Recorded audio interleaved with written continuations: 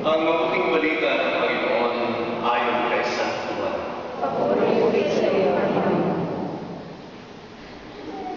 Noong panahong iyon sinabi ni Jesus, tandaan ninyo ito, ang pumapasok sa kulungan ng mga tupa ng hindi sa pinto nagdaraan, kundi umaakyat sa di dapat pagdaanan ay magnanakaw at tulisan. Ngunit ang nagdaraan sa pintuan ay siyang pastol ng mga tupa. Pinapapasok siya ng bantay pinto at pinakikinggan ng mga tupa ang kanyang tinig. Tinatawag niya ang kanyang mga tupa sa kanilang pangalan at inilalabas sa kulungan. Kapag nailabas na, siya ay nagmumuna sa kanila at sumusunod naman ang mga tupa sapagkat nakikilala nila ang kanyang tinig. Hindi sila sumusunod sa iba, bagkus mangay patakbong lumalayo sapagkat hindi nila nakikilala ang kanyang tinig. Sinabi ni Jesus ang talinhagang ito, ngunit hindi nila naunawaan ang ibig niyang sabihin.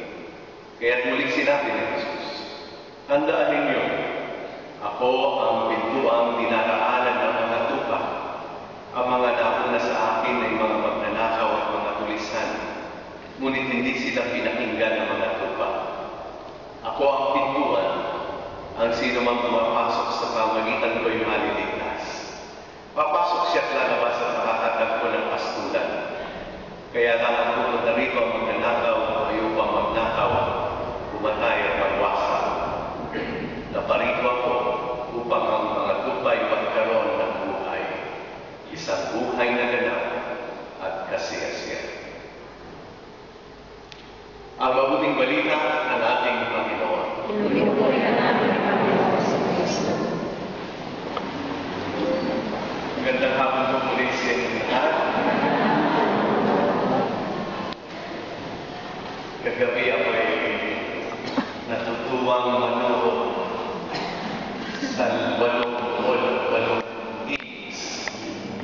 16 na grupong naglalaban-laban sa bowling. Dinaan sa cheer, di ba? Dinaan sa sigaw.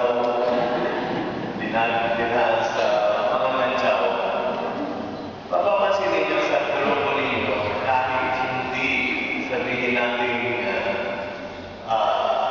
elected leader or puno, meron kayong workers na parabagang nangunguna at meron pang pabulong-bulong at nagpo-post.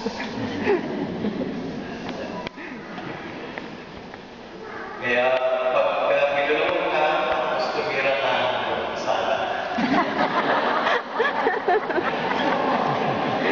Nakilig ka kasi. Hindi. Sa lahat ng grupo o organisasyon, mayroon tinatawag tayong born leaders. Whether they are elected or not, whether they are chosen or not. Meron tayong parang madaling pakinggan